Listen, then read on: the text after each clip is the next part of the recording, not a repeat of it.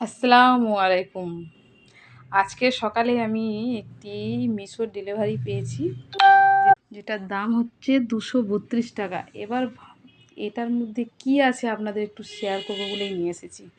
এটা আপনাদের কাছে আমি খুলে দেখাবো কি আছে এর মধ্যে।